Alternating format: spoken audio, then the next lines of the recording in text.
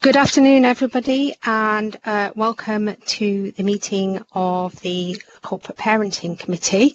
My name's Councillor Yvonne Williams, for those of you that don't know me, and the theme for the meeting today is going to be education. So thank you very much for giving up your time to come to us on this gloriously sunny but cold day. I appreciate that. So if we can kick off the meeting, please, by having any apologies. I've got apologies from Andy Smith, Judy Levitt, Lisa Melrose, Stephen Johnson and Marlene Upchurch, and that's all. Lovely, thank you, Lindsay. Any late items to be introduced by the chair? I don't have any late items, but with your permission, if I may, I'm just going to alter the agenda around a little bit and take item 8 after we have done the minutes. So coming after item 4, I'm going to move up item 8 if that's okay with anybody. Is there any objections to that? No, I shall take silence as none. So do we have then any declarations of interest, please?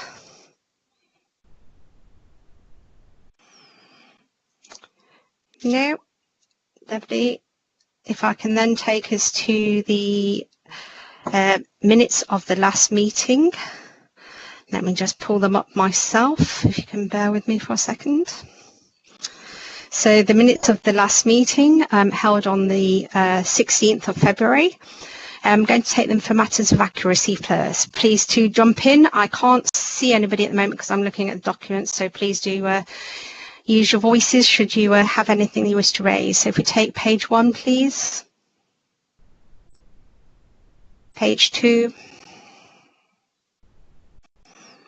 Page 3. Page 4, page 5,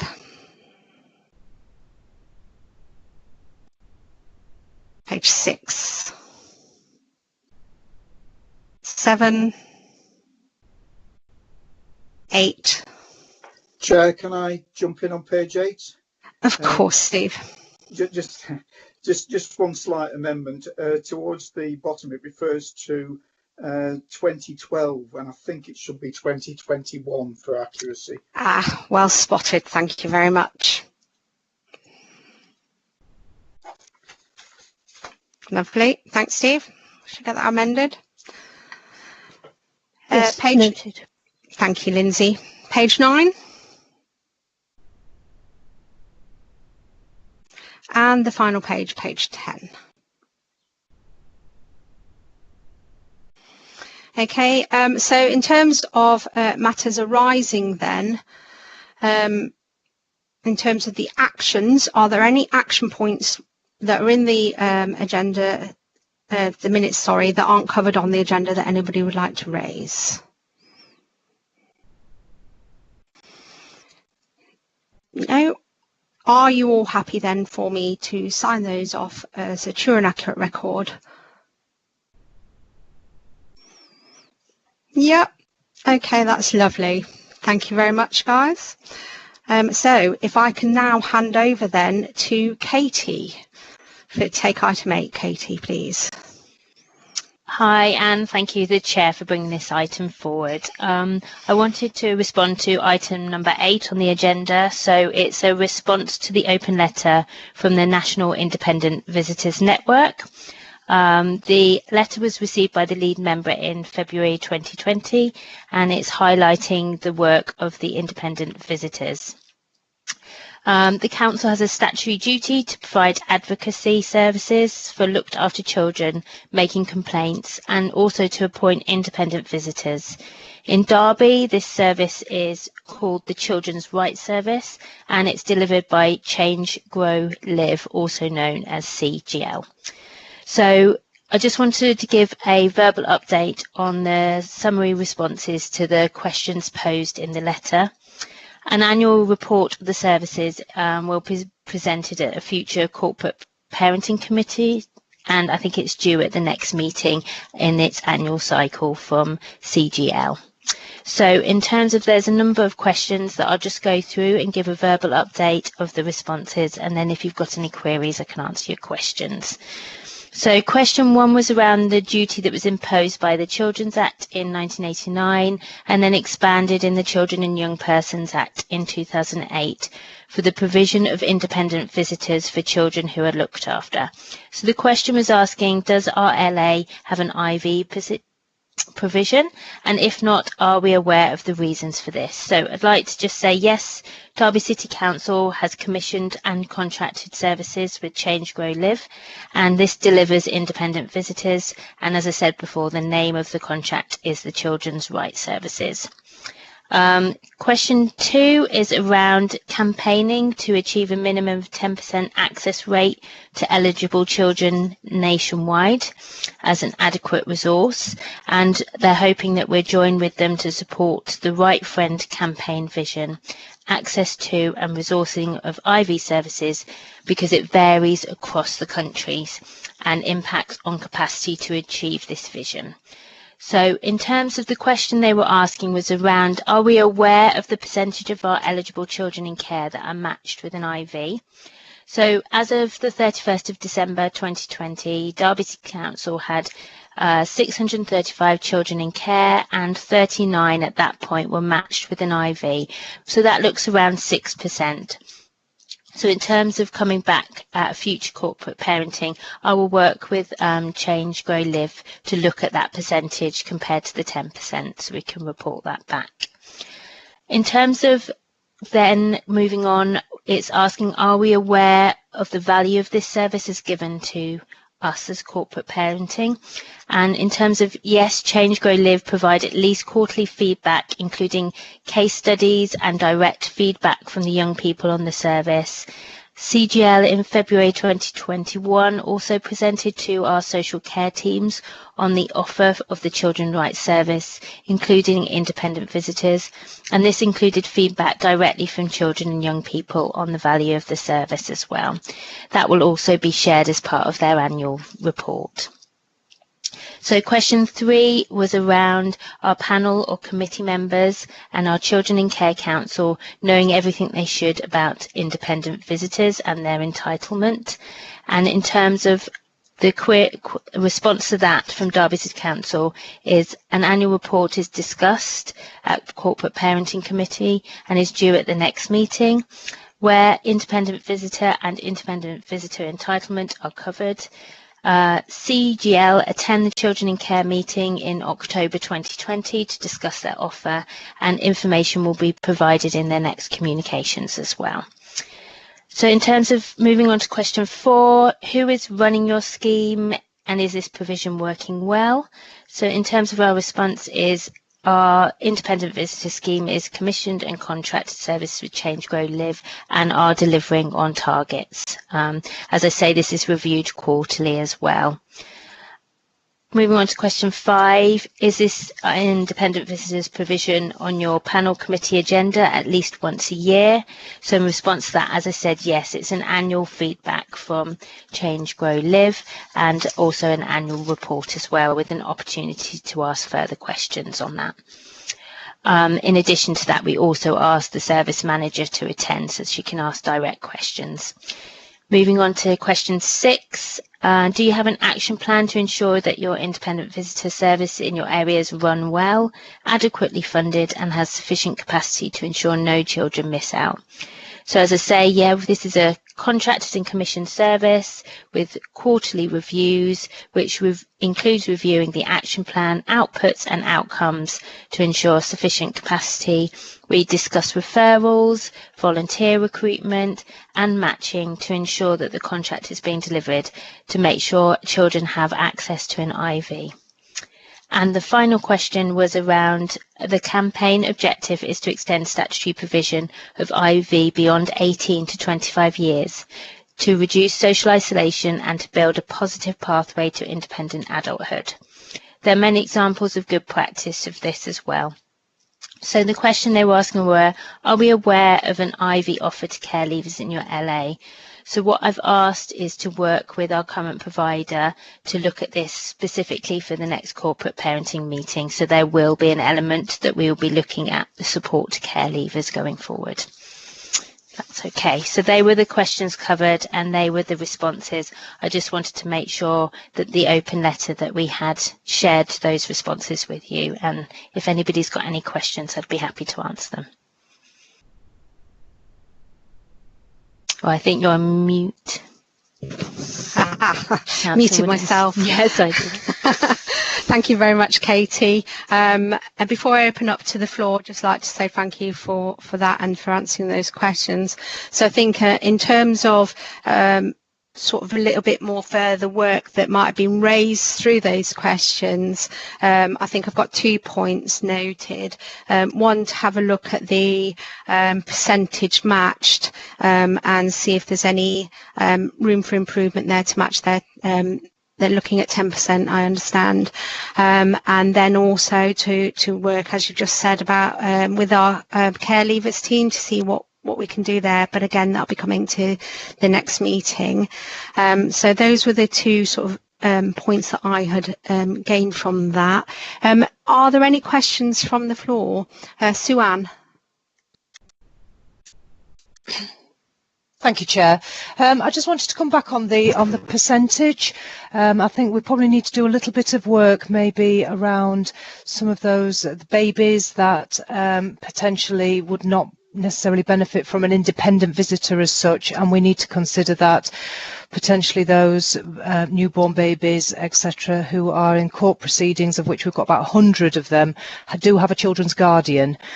So there are alternative methods of independence. So potentially we're not necessarily doing ourselves justice by saying it's only 6%, but I think we can work that out when we do further calculations. Thank you, Chair. Thanks. Thank you for explaining that, Sue-Ann. That makes sense. Any more questions from the floor for Katie? The only other comment that I would add, Chair, it's Pervez Akhtar here, is that in terms of our limitations around IV, we haven't got any. We've always said, we will try to meet whatever demand there is. So as it happens, I think we've got a kind of a figure of 40 within the contract, but we've always said if the demand is more, we will make sure that we provide the appropriate resources for that. So there's never been, the demand has never exceeded the supply. It's always been available for young people that need it. But clearly, there is possibly more we can do to, look at other young people that may want the service. Thank you, Pervez. Again, final offer to the floor before I round up this session. Anybody else have any questions for Katie? No. So looking at the report then, are you happy to accept the recommendation there? Yes, Chair. Thank you very much. Yes, Chair. Thank you. And thank you very much, Katie, for coming in. Do appreciate your time today. No problem. Thanks for your time, everybody. Good to see you. Thank you. Thanks, Katie. Okay, so if we go then revert back to the agenda, we can take item 5 then next, please, the Children in Care Council update. I've got Lisa and Lorraine down to speak for this one. Thank you, Councillor Williams. Can you hear me? Sorry, it's just a bit of IT difficulty. But yeah, hi everyone. It's a very short update from myself today. But since the last corporate parent meeting, we have met virtually with the Children in Care Council members to see how they've been during the current lockdown and to update them on the recruitment of the new participation officer, which I am very, very happy to welcome Laura to the team. Laura started with Derby City Council last week, and she will be working Wednesday, Thursdays and Friday mornings as the new Children in Care Participation Officer. It's Laura's first Children in Care Council tomorrow evening, which I'm really looking forward to working with Laura. She brings some really innovative ideas for engagement and seeking the voice of the young person. And it will be Laura's role to come to you at the next committee meeting and feedback on all the work she'll be doing over the next few months. And I'm sure a young person will be attending going forward with her there as the support. The only other thing that for me to mention today is around the children in care and the care leavers consultation. The consultation on lockdown around how the young people felt and the support they received and the services they used, etc., went to internal and external foster carers, Derby City Children's Homes, supported accommodation providers, and young people that were remanded in custody during February. However, we had very, very little uptake.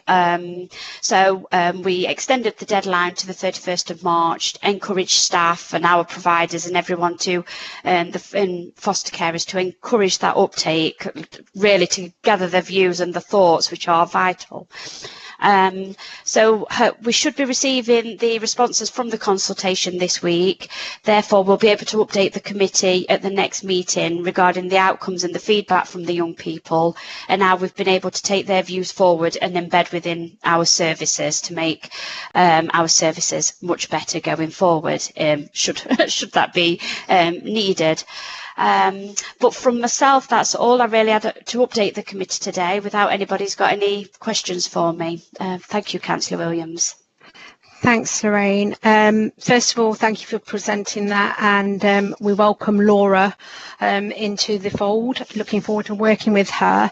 And I think perhaps from what you've just said there, Lorraine, in terms of consultation, one of the things we might ask Laura to look at is how young people would like us to consult.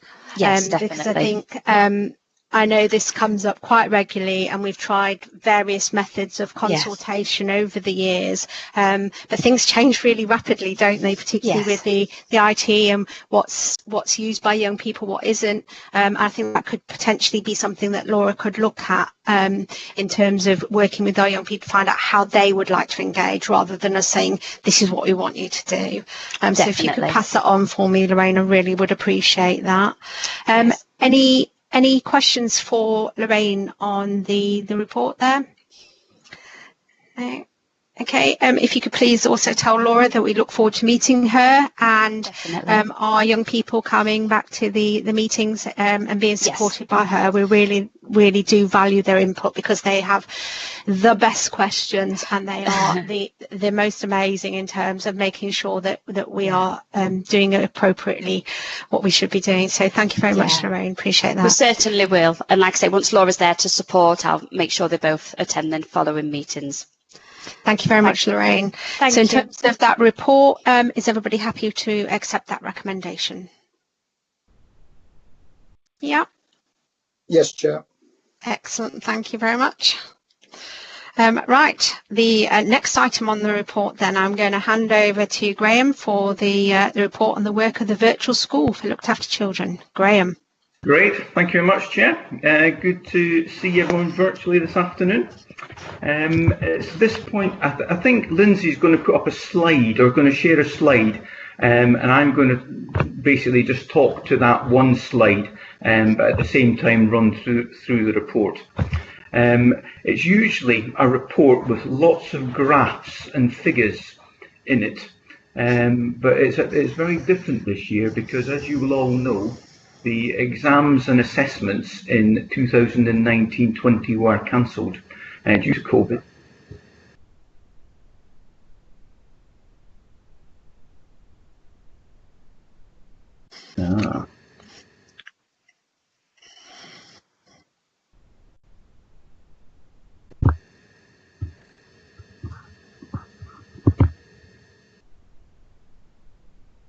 Sorry, everybody, bear with me. I'm going to have to find the programme again. Sorry.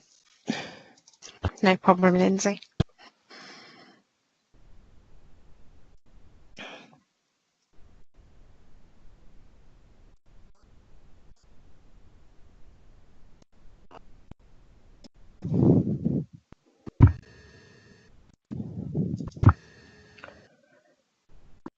Right, I've just had another go. Is it coming through? It did, and then it's kind of disappeared again. I'm going to go back to the way I usually do it. It's up now, Lindsay. Is it up now? It is. Thank you. Okay. So, as I said, the exams and assessments were cancelled in 1920, as they have been this year. So all the assessments that we would normally report on from the early years foundation stage through phonics, key stage 1, key stage through 2, and then up to GCSEs were all cancelled. So what I've taken the opportunity to do in this report is to report on a broader range of areas which the virtual school are involved with, which actually support the achievement outcomes of the young people. So I'm hoping it will be of interest just to get a broader view of what we do. Obviously, the local authority has a statutory duty to promote educational achievement of looked after children, and that comes from the Education Act in from '89. Okay. So in terms of, if I can get my screen to work.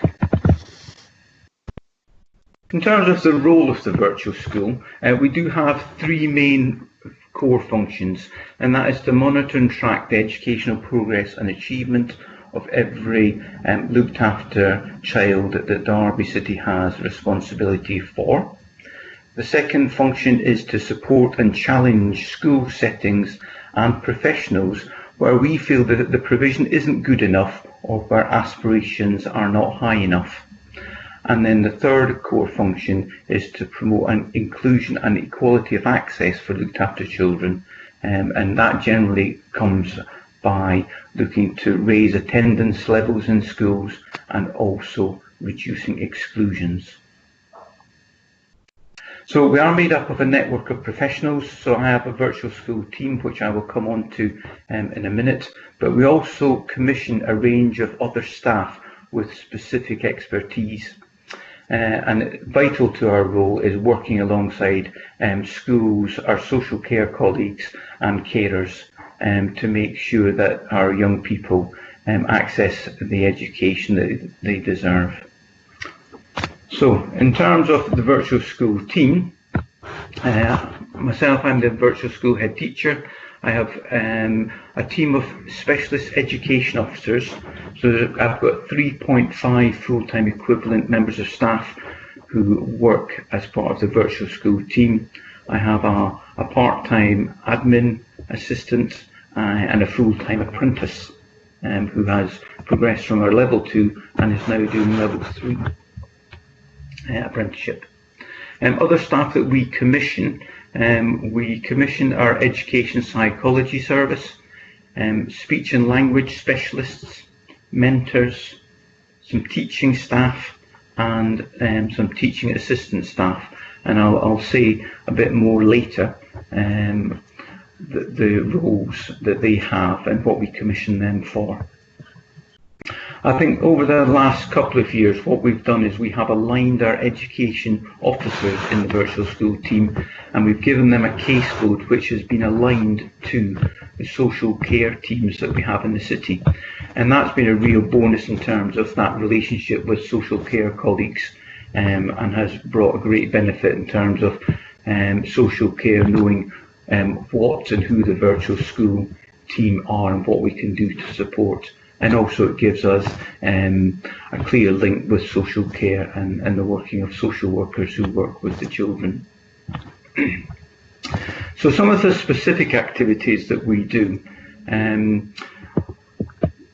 obviously when we do have exams, we have to report on the educational outcomes of the young people. And if, for example, you have 25 Year 6 pupils in the virtual school, in crude terms, each one of those in performance table terms is worth 4%. So if we can get more youngsters to the national standard, we can get our percentage on the league tables higher. And one of the things we've done really successfully is to target specialist teachers in the virtual school team towards youngsters who are working just below the national expectation, and with that bit of extra help we've managed to improve their outcomes and get them to the national expectation at the end of Key Stage 2, at the end of Year 6. And 8 pupils were offered that support during this time, and that's been really successful. Secondly, in terms of the work with some teachers that we have commissioned, we commissioned 2 members of staff from Kingsmead School to work specifically with our looked after children in the children's homes, and that's brought a real benefit to some of those children who really struggle to access any form of education. And we've, even through COVID, we've built up some really strong working relationships with the home staff and engaged the young people. That was a trial for the last year. That's been successful, and we have recommissioned that for next academic year. In terms of mentoring, in 2019-20, this was the second year of a 3-year contract working with Enthusiasm, and they have mentored some of our most disengaged looked after youngsters. So they have a caseload of between 5 and 8 young people, and they offer mentoring support alongside the mainly the children's home staff to offer mentoring. We have developed something what we call the Cromarty model, which measures the progress that those young people have made across a range of indicators. And again, very successful in terms of engagement with the young people and encouraging their engagement with education and moving towards education. Creative mentoring is another strand of mentoring that we have been developing.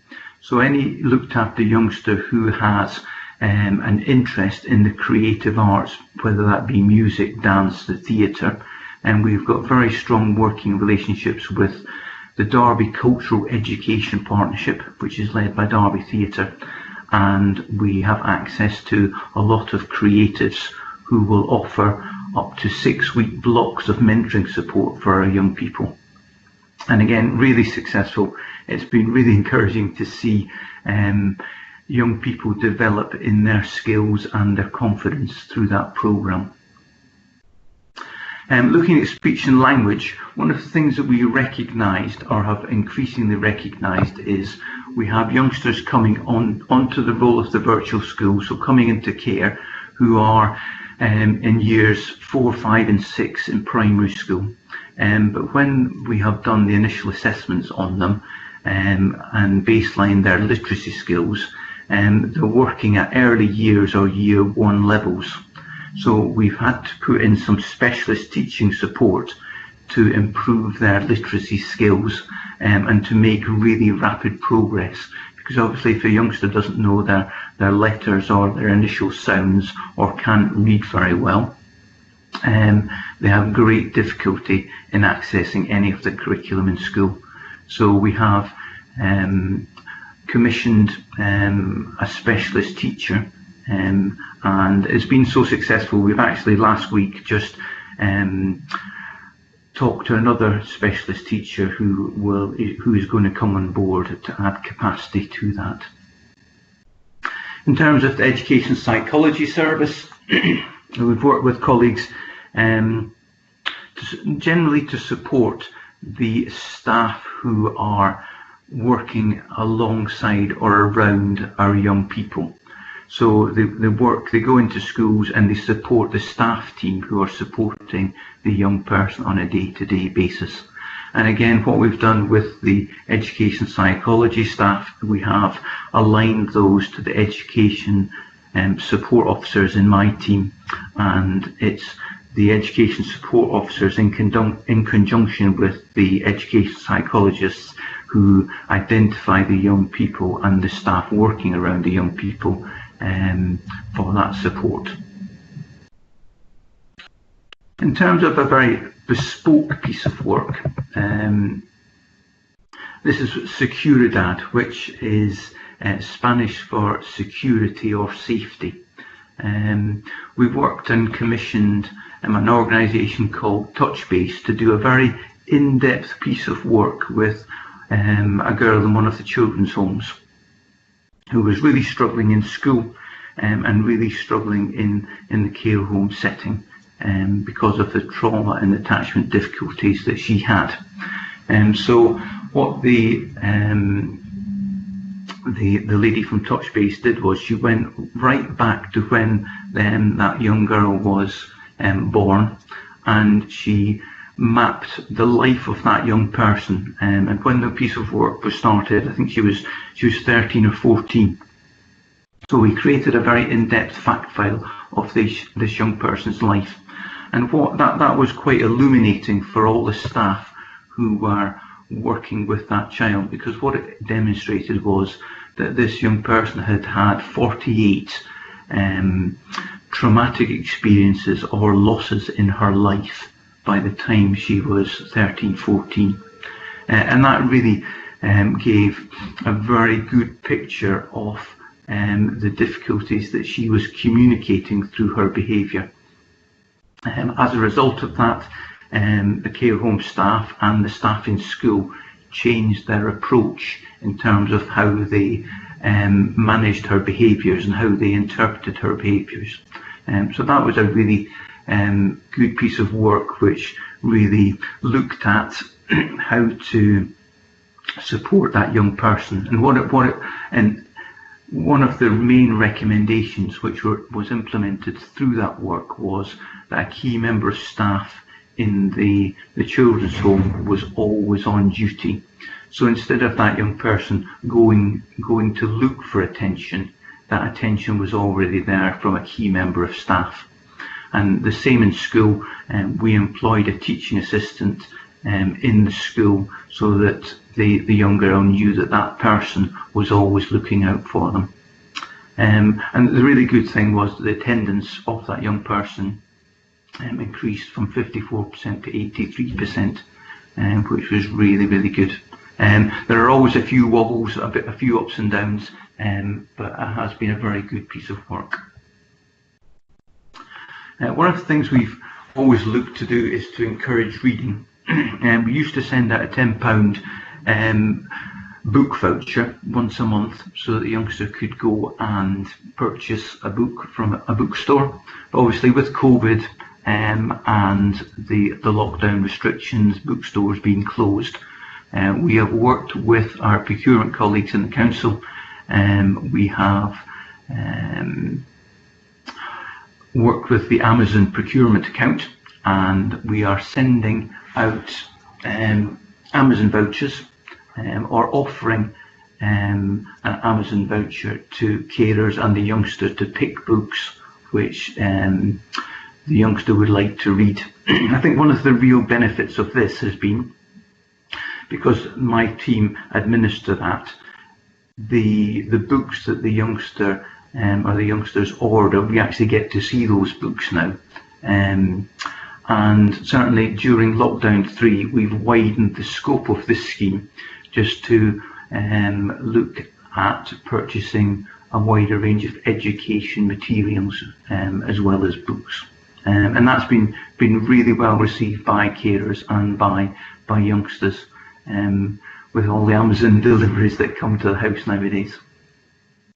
Educational provision for pupils with no school place. Again, if a youngster has moved care placements and they haven't found a school place as yet, we put in one-to-one tutors to help support those. And the Cookery School, each half term we have organised a Cookery School, which is working in conjunction with the YMCA and their catering kitchen. Generally we have about 3 or 4 youngsters who are involved in that. The Cookery School next week has 6 young people who will be working for a day at the YMCA, picking up some life skills and cooking some great dishes. So moving on to the allocation of Pupil Premium Plus. Each year the virtual school gets allocated £2,345 per pupil. to support improving educational outcomes. So a lot of the activities which I've just outlined are supported by Pupil Premium Plus funding, but the majority of Pupil Premium Plus funding is allocated to schools through the PEP, the Personal Education Plan. So each term the school will write a personal education plan, and within that plan there will be costed SMART targets to improve the educational outcomes for that young person. Each of those personal education plans is quality assured by the virtual school, and money is allocated to the schools to support those outcomes. I think during lockdown we did look at the PEP because it was quite a lengthy document.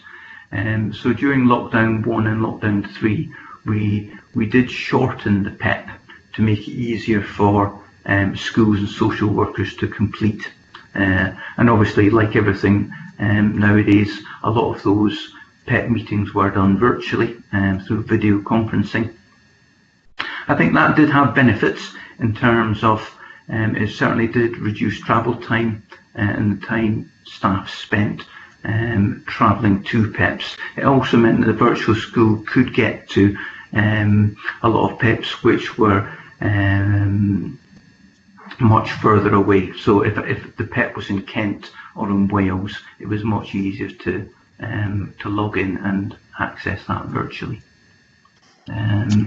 We also revised our quality assurance process for the PEP, and so there is a specific page on our ePEP format which gives feedback to schools and social workers if there's an area which we feel could be improved. So during lockdown we did support looked after youngsters to access their education remotely.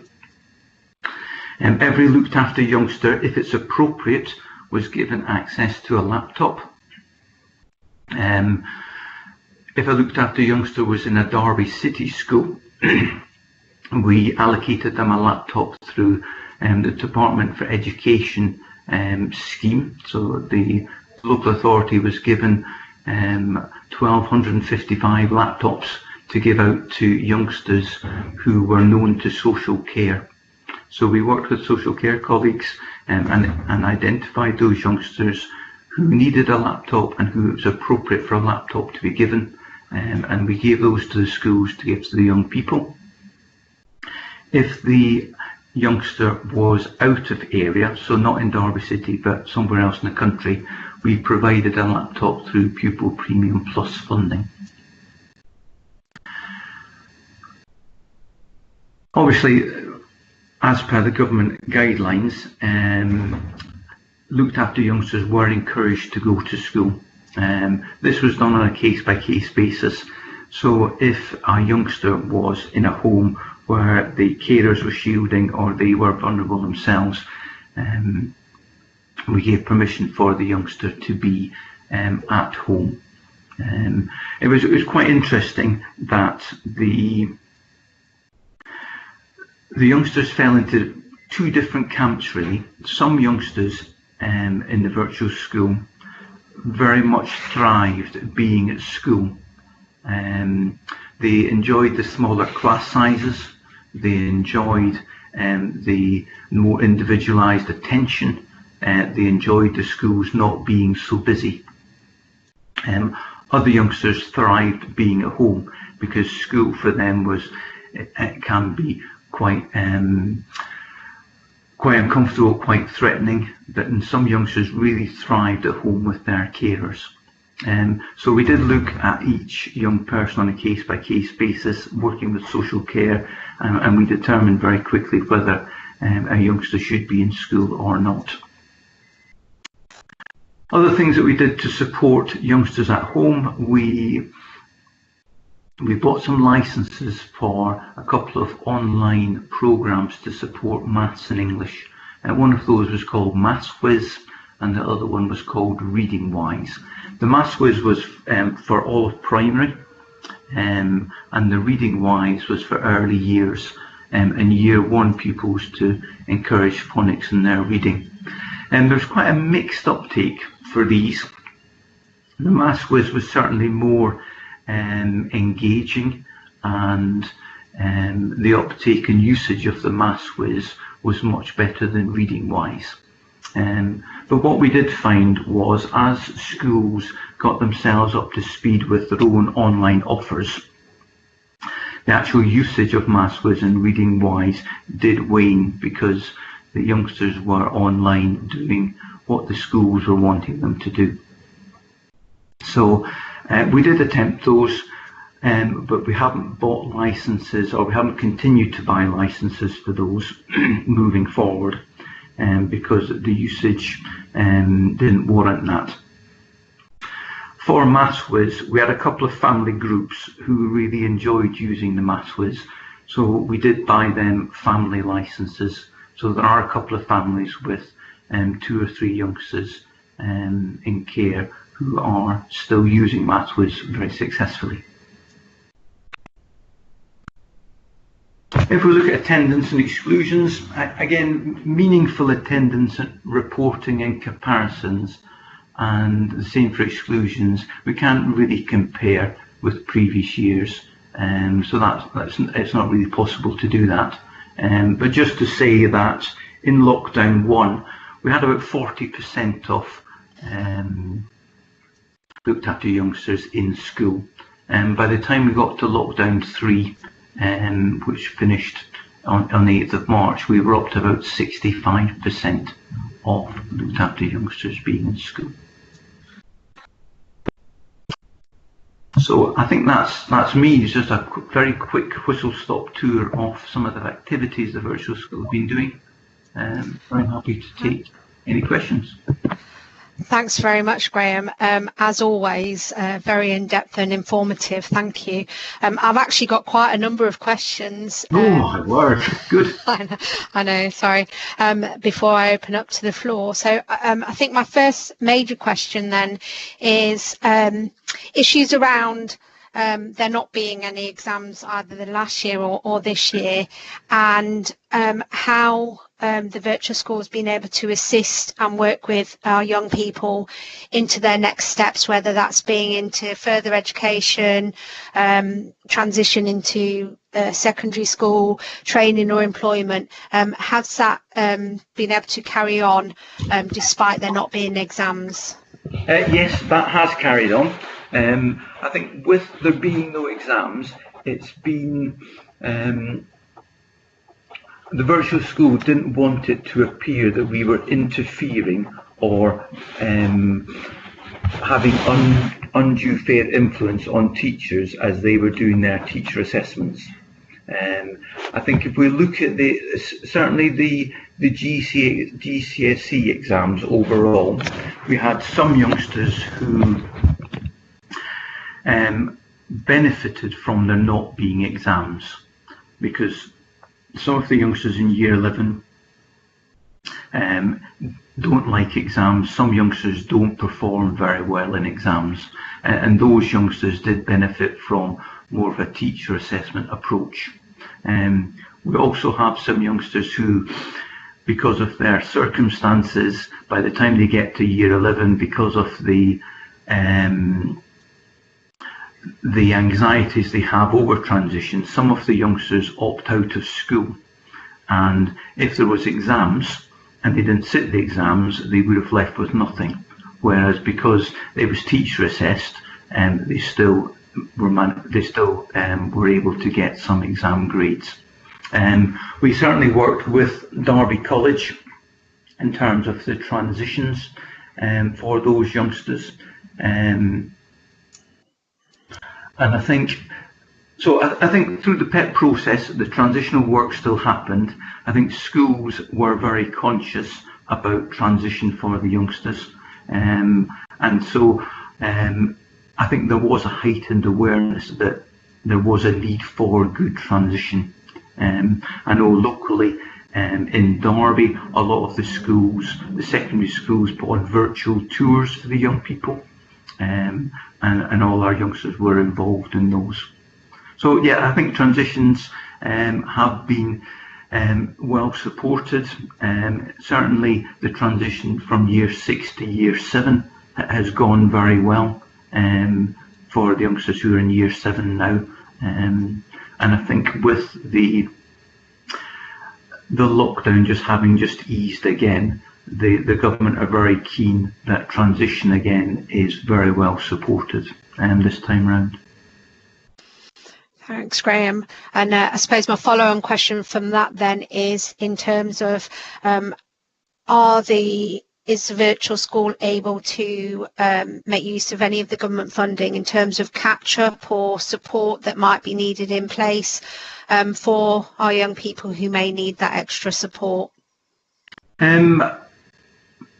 We haven't directly accessed that support because we have enough funding through Pupil Premium Plus for any catch-up lessons.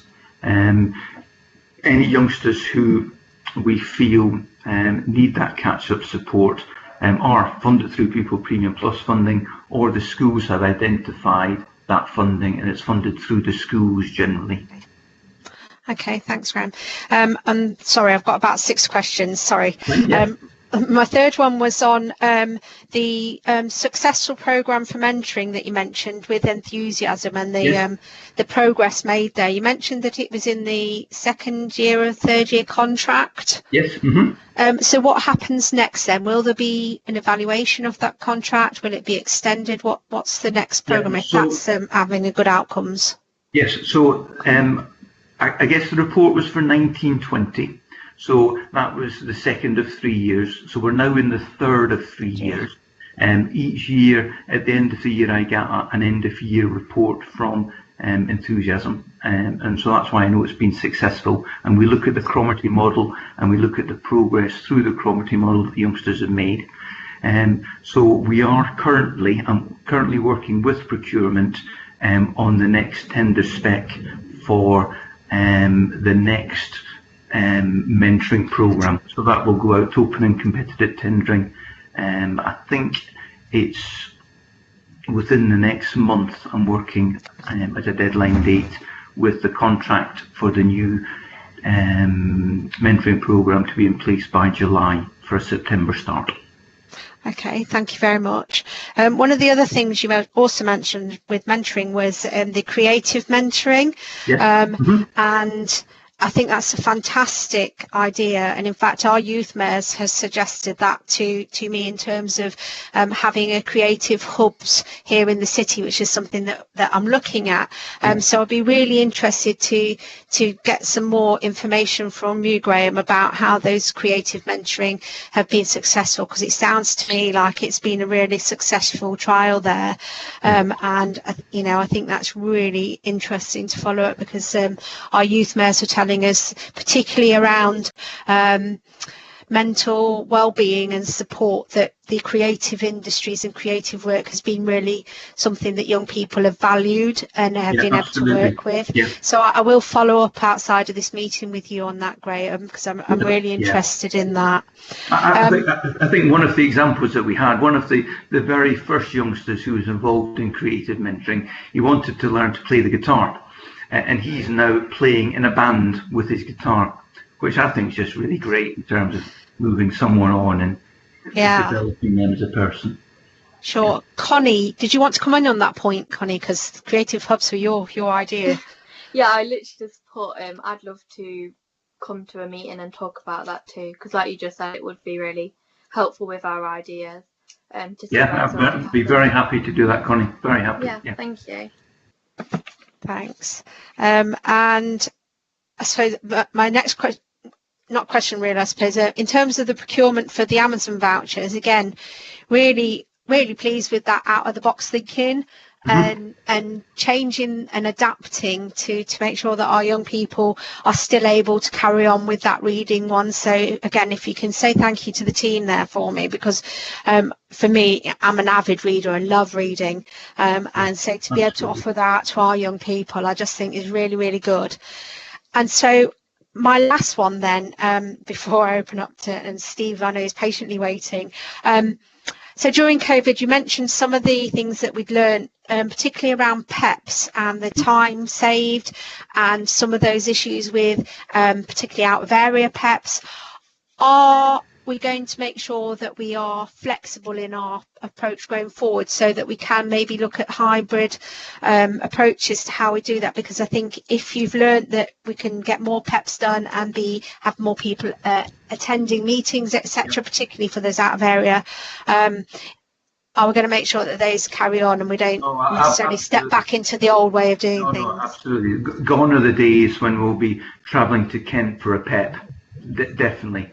I think that there's a slight warning or flag around that, in that my staff are reporting that it's very easy online to book PEPs at 9 o'clock, 10 o'clock, 11 o'clock, 12 o'clock, and they have to manage the downtime between those virtual meetings and just have a bit of space and thinking time for their own sort of mental health and well-being. So that is interesting in terms of a bit of feedback. So yes, we can get to more meetings, but it's we still need that downtime and that processing time. So I have to manage that with my team. Yeah.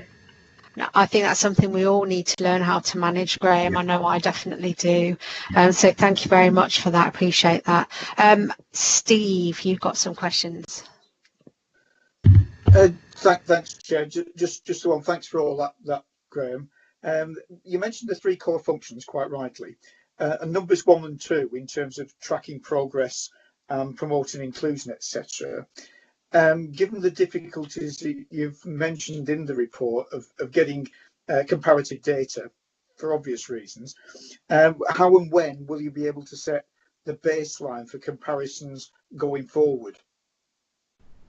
I think we've got, before the 1920 exams, and we've got 3 or 4 years worth of data, so that is certainly the baseline from which we're working. You don't want to mention the Ofsted word, but I really wanted Ofsted to come before now, because the exam results and the progress that the virtual or the youngsters had made in the virtual school was really phenomenal in the 18-19 exams. So I'm a bit disappointed that they haven't come yet, because that data becomes more and more historic. But we certainly have got baseline data that we can compare when we do get back to exams. Obviously, the landscape is likely to look very different, because it's well trailed in the national media about gaps in learning and vulnerable youngsters being disproportionately affected. But we're certainly working hard that doesn't appear to be, well, we're working hard that gap isn't as big as the national people are maybe saying it is. So we are working hard to try and close those gaps. Okay, thanks, Graham. Thanks, Steve. Can I bring Councillor Pegg? Thank you, Chair. It's just, thank you for the report, very interesting. Specifically, what I found fascinating was Securidad. Yep. And the transformation that actually did on that one individual. What I found interesting is what actually triggers Securidad coming into place, and how often has it been used in the past, and any potential for it being used in the future? Yeah, that's a very good question. Touchbase are a national organisation based out of Brighton, and we have done a lot of trauma and attachment work with them and their programme in training school staff. We've done what we call the Trauma and Attachment 7-day course with Touchbase for about the last 4 years now, and it was as a result of working with Touchbase, doing that generalised trauma and attachment course, that they then said to us, well, we do offer this programme called Securidad, which goes into that in-depth look and case file for a young person. So it was really, the reason why we used Securidad was because this particular youngster was displaying some really challenging behaviour, which we wanted the care home staff and the school staff to understand in a bit more detail. So she was really she was very challenging in her presentation, and so that led us to well, what can we do to support not only the young person but also the staff around that young person who were looking after her. It's certainly the Secure Dad programme itself is about a year's long piece of work, and that's now come to an end. Well, it's not quite come to an end because we have just commissioned another 3 sessions for this young person and the team around that young person. But it is certainly something that we will look to do again if it's appropriate for a youngster. Thank you. Yes, I think it's fantastic work. Clearly, the individual was very troubled, and you found a positive outcome for them. So yeah. Well done. Yeah, it's good. Thank you. And Sarah, thank you very much for putting in the conversation box. It said that the data issue was discussed in our annual discussion with Ofsted, so this has been reflected on in terms of those gaps. So thank you for putting that in there, Sarah. Are there any more questions for Graham? No. So can I say, Graham, thank you very much. Please pass on to the team our appreciation for the work that they do. I know that they really are passionate about the work that Absolutely, they do, and I see that. Thankfully, I get to see that in normal times when we do our celebration event, and how brilliant they are at putting that together. So if you could pass on our thanks from the committee as well, I will. and look forward to hopefully in the future seeing some different results and showing Ofsted how well the teams and our young people are doing. So Lovely. Thank you very much. Yeah, we'll do that. Thank Pleasure. you, Graham. Thank you very much. Thank you. So in terms of just crossing the T's and dotting the I's, then are we happy to accept the recommendation in the report? Yes, Chair. Chair. Thank you very much. Right, so the next item on the agenda then is the item 7, the update report on education, employment and training for leaving care service. So Andrew, if I can bring you in. Hi, it's Anthony, Yvonne. Oh, sorry, Anthony. Manager. Yeah, I'm stepping in for Andrew today. Sorry. So apologies for those who were expecting Andrew. You've now got me. So we're happy about that too, Anthony. Sorry, I did know that. Sorry. No, that's fine. I'm just having a presentation loaded. I will go through it. It's not an extensive presentation, but I can talk to it and the report and answer any questions thereafter. So I'll just wait for that to appear, if that's okay.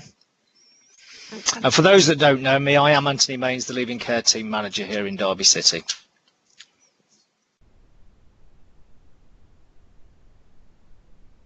I've just loaded it up. Has it appeared yet? It's a blank screen at the moment, Lindsay.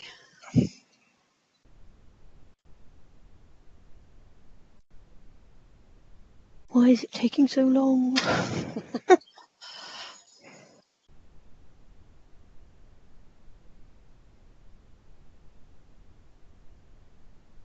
Should be coming up.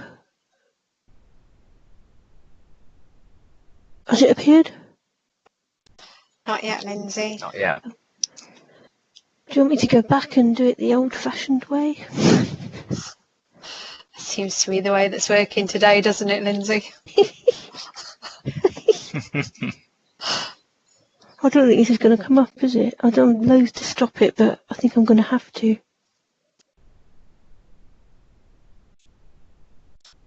Right, I'm going to stop sharing and try the other way. I'm really sorry about this. Not a problem, Lindsay.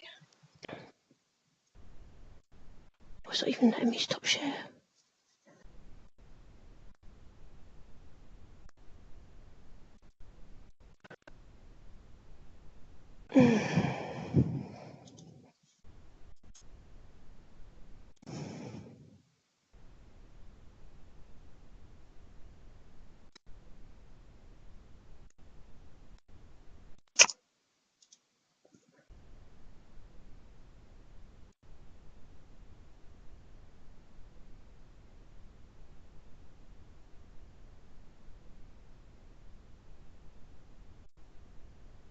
We got Okay, yeah. you there. That's great. Thank you.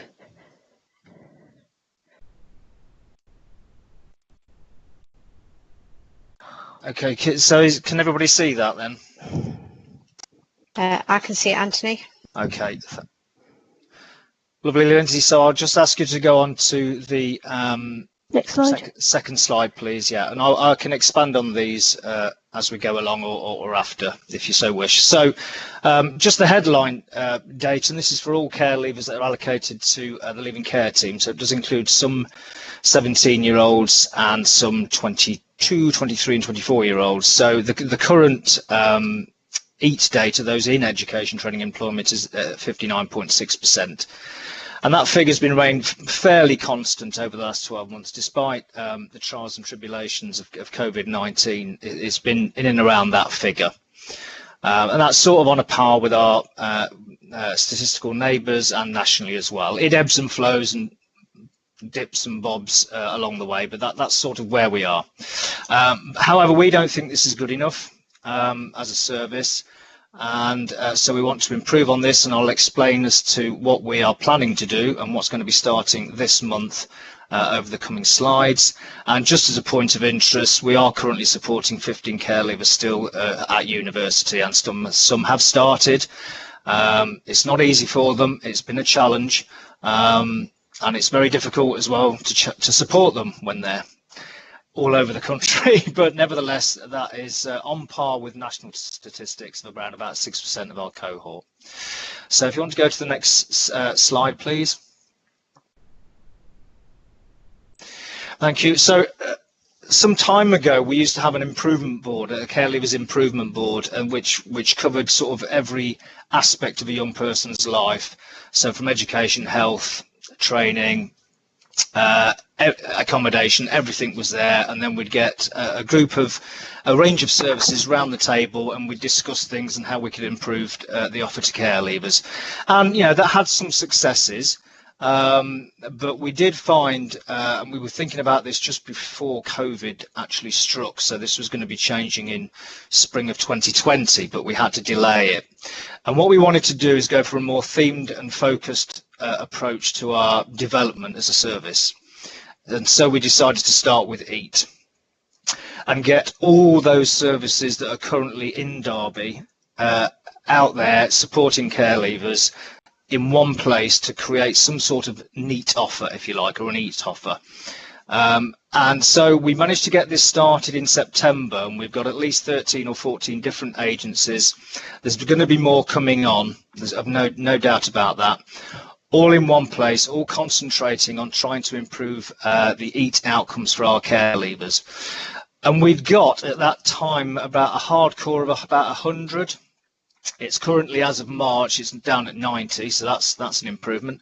There's various reasons why that ebbs and flows, but that's where we are at the moment. So we wanted to find out what we could do to support this, and they're quite stubborn numbers, especially 19 and 20-year-olds.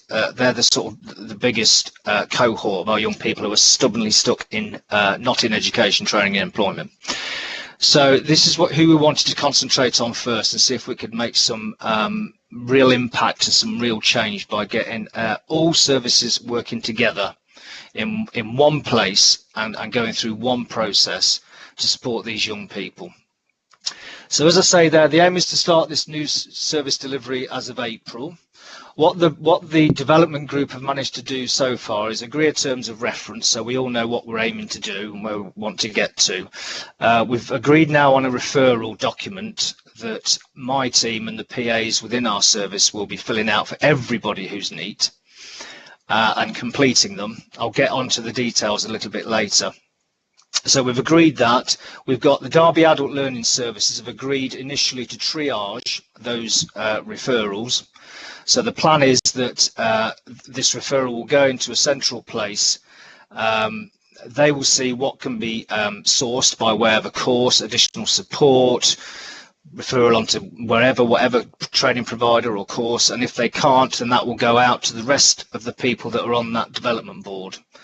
So ideally, there'll be somebody. There's such a wide range of offers out there. It's mind-blowing sometimes, and I've referenced in the report that we're trying to develop a matrix where it's all in one place.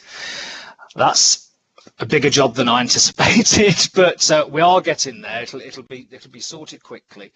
So that triage process with the Derby Adult Learning Services will be able to see what's the best place for that young person to go at that time. So hopefully we'll get a better outcome for that young person, and we can monitor and track their progress from referral into this new system to positive outcome, hopefully. So that's the general aim, is to try and pull this together in a sort of cohesive manner, rather than it was a bit, not hit and miss, that's the wrong word, because it relied upon each PA being on the ball, getting referrals in or getting offers of different services from Princess Trust. Well, this is on this week and that's on next week, and it's quite a lot to maintain. So we're trying to have a much more streamlined and focused approach, and that's the whole purpose for this sort of change of emphasis. I forgot to say, going backwards, that this is just EAT, so we're going to try and develop, if this works, we're going to try and develop the same approach to health, so that we've got everybody in one meeting addressing all the health needs of young people, be that mental health or physical health, and what we can do to improve outcomes, etc. The same will then go into accommodation and so on and so forth. So we'll have all those services interested and can play a part in improving the outcomes for young people in themed, focused, targeted development groups or boards. Can I have the next slide, please? Okay, so the tracking progress process is very, very important to us, because we want it to be as detailed as we can possibly get. And ideally, what we're going to start to do is everybody that's referred through to this process, that will be recorded on LCS, and we're talking to our MI teams across Derby about how's the best way to capture all this information as to where that child goes on that journey, what works, what doesn't work. And we want to develop feedback from that young person in terms of their experiences as they're going through the process, what worked for them, what didn't work, so that we can adapt and change and be flexible as we go through this whole process. So the actual monitoring and tracking system isn't in place yet, but it's being worked on. There was one thought, because we could have it on a big spreadsheet, but they're a bit unwieldy. It's difficult sometimes to share across organisations as well, so we'd have to consider GDPR and all those sorts of things. So we're trying to think of a simple way, but a detailed way in which we can evidence the impact of this new approach, and that we want to grow the offer as broadly as we possibly can. So just to give you an idea, we have the University of Derby are on the board, we've got Derby College, we've got the YMCA, we've got the DWP who are playing a big part. They seem to have new offers or new programs or projects coming up every week, so it's important that these people are on board. So that's where we are at the moment. So next one, please.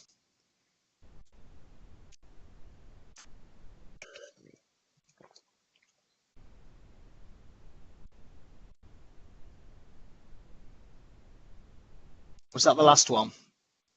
Yes, that was the last slide. Yes, okay, so I thought there was a fifth. I'm sorry. Okay, so I'm open to questions. I know that was a bit of a whistle-stop tour, but fundamentally it's a change of emphasis to try and streamline and target support and get it bespoke to each individual.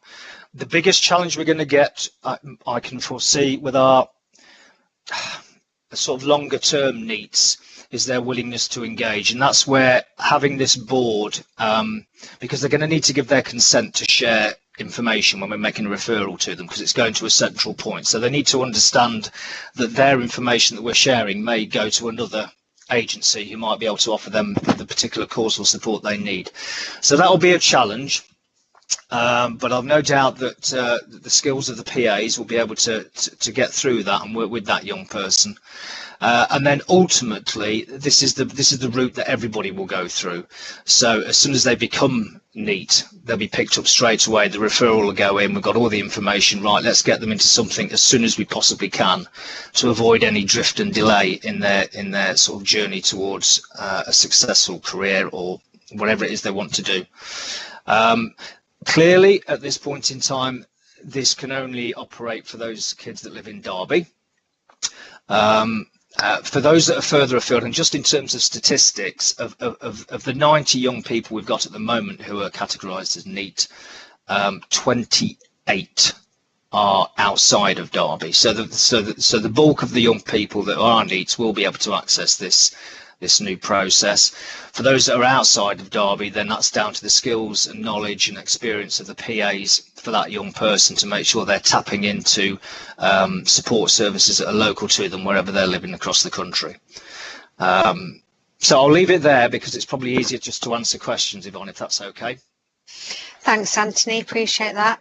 As you'd expect, I've got a couple of questions. Yeah. I think first of all, I'm really pleased with the journey that this is going on in terms of all working together, the agencies having one place where we know we can go to and understand what the offer is, and again the triage by the Adult Learning Service I think is a really good idea. I suppose what I would like to know now is the tracking and monitoring that they were looking to get in place. What are the timescales in terms of getting that up and running? I'd love it to have something up in a month, Yvonne, if I can. We had an idea of having a OneDrive, or it being on the OneDrive or something, but that then people with more expertise technically than me presented some issues that might throw up. So when we were thinking, can we get it all on LCS and have a report so we can pull out? Can you just say what LCS is for people that might not know? Sorry. Apologies. It's the Liquid Logic. It's our data recording system. So all the young person's case notes are on there. Their pathway plans are on there. Every interaction we have with them is recorded on there. So it has got a lot of scope to be able to do it. But like everything, the devil's in the detail, and we want to get reports off that make sense and allow us. So, push comes to shove, it'll have to be a Word type document or an Excel type spreadsheet, and we can do that pretty quickly.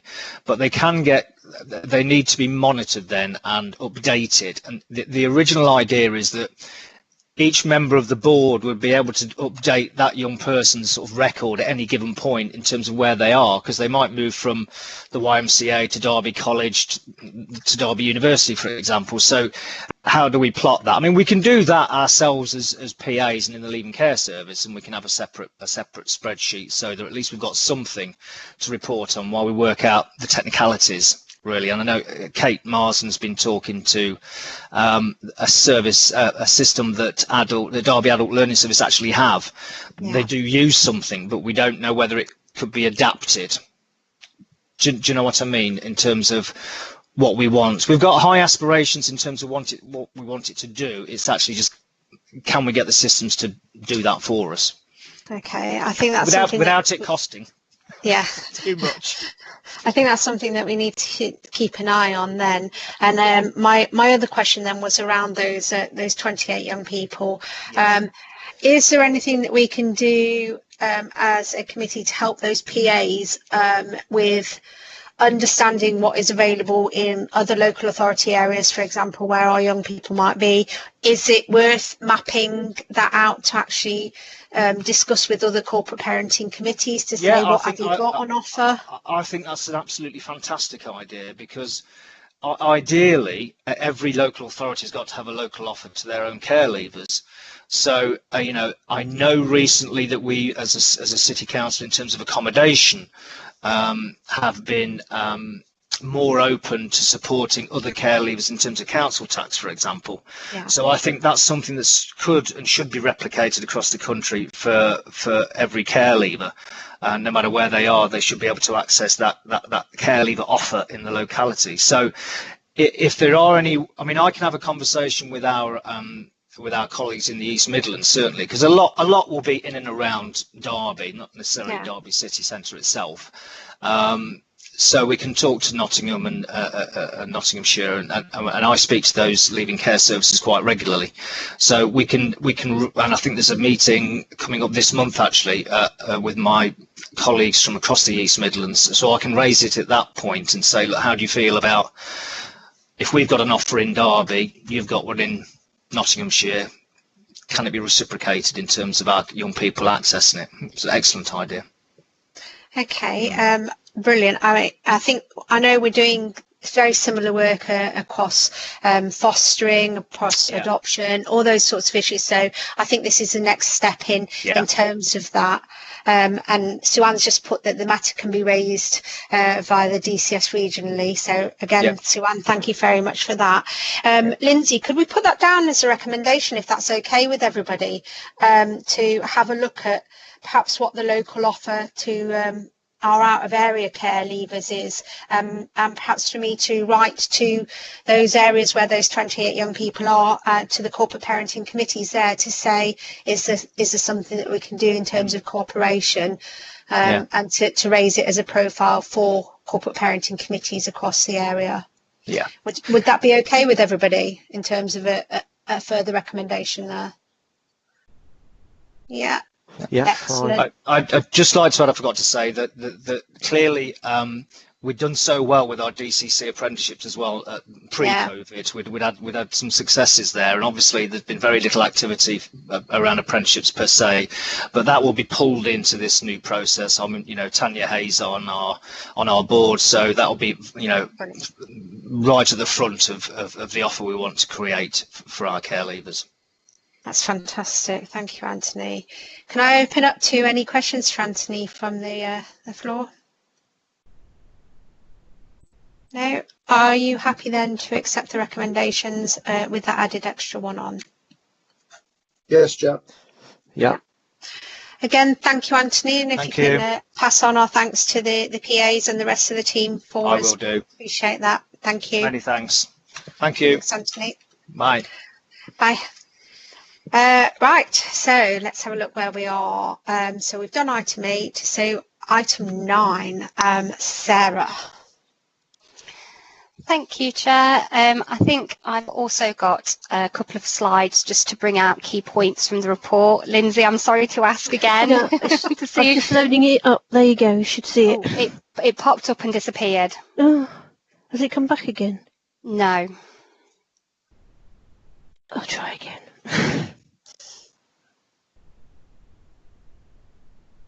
So just while Lindsay is trying to get the slides back on for everybody to see, just to give you all a little bit of an overview of the report. It is an annual benchmarking report. So the data that will be presented is as at the end of March 2020. So a lot of it does seem relatively out of date, and that's because obviously we have to go through a period of internal validation, submission of national data returns, and then that information has to be analysed and released nationally. So it has only just been published. It came up again, Lindsay, and disappeared. Oh, okay. Sorry, everybody. So that's a bit of context in terms of the background to the data within the report. I think, as has been highlighted in some of the earlier presentations, this information does allow us to look at how we are performing relative to our peers, so those within our comparator group and also those within the national average position. I will come on to talk about some of the, thank you Lindsay, that's perfect, some of the latest performance information, but obviously there are patterns and trends that influence the information as is published at the end of December, so that is always subject to change as we move forward towards the end of the year. So if we can go on to the next slide, please, Lindsay. Thank you. So overall, at the end of March last year, we had 588 children and young people in care, which did represent an increase over a number of years, but it was 140 children since the end of March. And as has been identified already in today's committee meeting, we have seen an increase. So at the end of December, we had 640 children in care. So we have seen that continue to rise, and this did place us above the national and comparator average. In terms of the profile of our children in care, we do see a higher percentage of boys, but actually we've seen that decline slightly compared to our peers. So we're seeing a more diverse population of young children and young people. The dominant age group, we have seen a slight increase in those between 0 and 9 years, which is above the national average, and we have a higher percentage of young people that are white and white British. But overall, so Appendix 1 that was attached to the report gives you a bit of an overview of those high-level statistics. We do see quite a diverse population of children requiring need, reflective of obviously the population that we're supporting across the city. So in terms of obviously the trends are continually changing. It's a dynamic cohort as we support children to safely exit care, and we identify new and emerging needs. So we did see a large change in our population over the year that was reported from April to March 2019 to 2020. So we had 216 children becoming looked after in that 12-month period, and 191 were supported to safely exit care. The largest percentage of these went into independent living, which again is in line with the age profile that we had at the time, and that's reflected within the covering report. So far this year, we've actually had 179 starters and 132 children supported to safely exit care. So again, we're seeing that we are supporting children to move through. We have had a high percentage supported to independent living, as you would expect, as they move through the care system and to become care leavers. We've had a number return home, but I think most importantly to highlight is we've seen the number of adoptions increase. That is referenced within the covering report as an area where we've dipped from historical performance. So we've actually seen that performance increase to the end of December. The largest proportion of children that become looked after in Derby is due to abuse and neglect, and that trend is consistent with where we are currently. So overall, obviously, whilst the population is remaining dynamic and we're supporting children to the best outcomes for them, we are seeing some consistent trends, but some improvements in some areas where we had seen a dip previously. So if we move on to the next slide, please, Lindsay. Thank you. So there is more detail on the areas of strength and areas for development in Appendix 1, which is quite a high-level summary for members of the committee to have a look at, and this is just intending to bring out some of the key highlights for you. So a real area of strength at the end of March 2020 is we had consistently timely health checks for our children in care. So this is within relation to annual health checks, development checks for our younger looked after children, immunizations and dental checks. So this was really positive. What I would say is that this information is usually subject to some seasonality, and it's reported a month in arrears. So we have seen a dip in performance at the end of November. I think the area where performance has dipped most is in regards to dental checks. So that would be something that we will be looking at as we move forward, obviously, with the end of year information. Once children become looked after in Derby, they do benefit from stable placement. So actually, we perform relatively well against the national and comparator average for those that are in the same placement for 2.5 years or more once they've been looked after for a set period of time. And an area for development we picked up, there was a small percentage of children that had experienced multiple moves, which was slightly above the national average. But actually, when we look at the latest data, so the data as it was at the end of December, that has improved both in terms of those children that experienced multiple moves, but also those that benefited from stable placement. So we really are working to support, stability for our young people so they can achieve the best outcomes. On average, in 2019-20, there was a lower percentage of children in care that had a missing incident or away from their placement without authorisation. But actually, for those young people that had a missing incident, the incidents were higher per child than the national average. So there was obviously targeted work required with a small group of people. We've already had a presentation, Anthony, in relation to care leavers outcomes. So the way that we look at this is we look at care leavers 19 to 21 and 17 and 18. In terms of those 19 to 21, really positive outcomes in terms of employment, education and training, while still further work to be done there, but they benefit from stable accommodation, and overall we are in touch with a high percentage of our care leavers, obviously ensuring that we can support them to positive outcomes.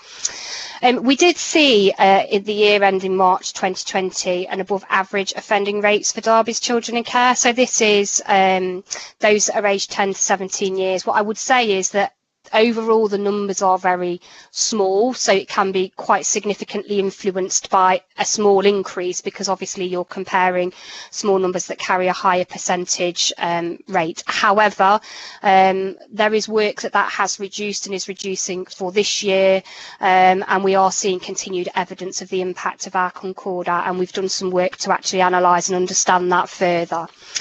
A lower proportion of our children are placed within our own provision, and we do have a higher percentage that are continued to be placed outside of the city boundary. Obviously, recruitment of foster carers has been a priority for us for many years. We have actually seen towards the end of December a slight increase in the number of our looked after children and young people that are placed within our provision, but it is still the highest percentage continue to be placed within independent provision and outside of obviously the city boundary. And we've already mentioned outcomes in relation to those 17 and 18-year-olds, but we are seeing improvements in these areas as well, as Anthony's previously mentioned, and there is targeted work ongoing to support further improvements. So that gives members of the committee a bit of an overview in terms of our national benchmarking data and outcomes in relation to our children in care and our care leavers. I'm happy to take any questions that colleagues may have. Thank you, Sarah, as always, very succinct and really good data there. Thank you. There's a couple of points I want to make. I think in terms of the health data particularly, I suppose with that dental dip from in this next phase round, that will be highly affected, won't it, by the COVID, with nobody being able to actually access dental facilities, and do we know if there's a plan to prioritise our looked after children in terms of getting back in for those dental reviews, etc.?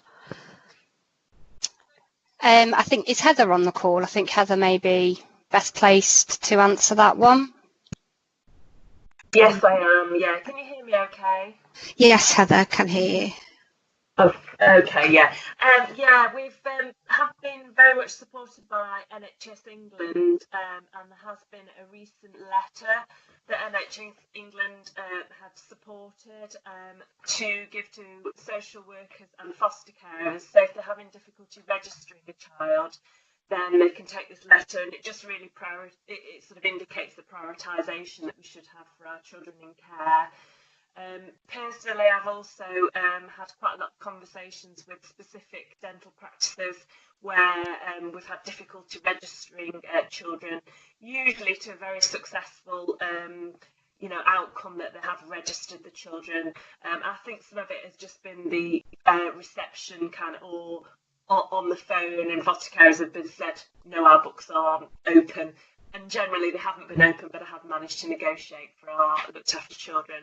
And it will be very much up to the individual dental practices to ensure that our children in care get the checkups. And I know the vast majority now are open to registrations and catching up routine checkups. But it will, throughout this financial year, it will have had an impact on the data that our children haven't been seen routinely, but they've definitely had access if been in difficulty or as an emergency. All right, thanks, Heather. Appreciate that, and appreciate the priority that those letters and the support around getting our children actually into those places. So really appreciative of that. I suppose for me, Sarah, the other question then is, obviously we've done a lot of work towards getting the number of internal foster carers up, and I do know that demographically wise, a number of our foster carers are looking at retirement, hence the reason why we haven't really made a massive increase in terms of the number of foster carers going. So I suppose for me, numbers wise, are we able to perhaps bring something to the board in future to look at the work that has been done, because I think the the committee actually would benefit from understanding the work that has gone on there, particularly around the recruitment and the retention and the changes to the training, etc., that's gone on with foster care. It's probably a question more for Sue-Ann, really, I suppose, Sarah, sorry. But obviously come up in your data there. Yeah, certainly, Chair. Certainly be delighted to bring a report outlining the work of the Corporate Fostering Board and its achievements over the last 18 months, 2 years, because I think it's a good story to tell. Thank you. Thanks, Sue-Ann. I've got Steve asking to ask a question. Steve? Yes, thank you, Chair. Sarah, you mentioned, and it's been mentioned in other reports today, about placements outside the city boundaries. Do we have any knowledge of how close they are? Because if they're only a mile or two outside, that makes a much better story, and perhaps is it easier to manage than if they're many miles away. Do we have any information on that? Yeah, we do. So the national data actually analyses and presents it at various different points. So standardly, you would look at more than 20 miles outside of the city boundary, because obviously that presents more challenges logistically for local areas. But that data is available, and I can get that shared with the committee. We do look at that, and historically we've done a lot of work to look at understanding outcomes for those within the city boundary, outside of the city boundary, and obviously tracking the impact of that. What I would say is, I think echoing what Anthony had said, we do place a high number of children within the surrounding areas due to the small geographical area of the city. So when we've done targeted work, we have quite a high percentage placed within Derbyshire, Nottinghamshire, Leicestershire, which obviously, you know, does not necessarily translate to a significant distance from their original home address, but we do have that data available and can bring it to a future committee meeting if it would be something that would be welcomed. Just give us more of a context, that's all. Thanks, Sarah. Thanks, Sarah. Heather has put something in the chat. The local CIC nurses cover up to about 30 miles away from the city. So thank you for that information, Heather. Appreciate that. Are there any more questions then for Sarah? No? Are we happy to accept those two recommendations in the report? Yeah. Yes, Chair. Yeah. Lovely, thank you. And Sarah, again, thank you to you and the team for collating all of that information for us. Much appreciated. Thank you. Thank you. So, ladies and gentlemen, I do believe that is the end of the meeting. We have come to the end of the agenda. Just to say that hopefully soon we shall be able to meet again in person, and to remind you all to think about those icebreakers, because when we meet again in person, I will definitely be asking those icebreakers.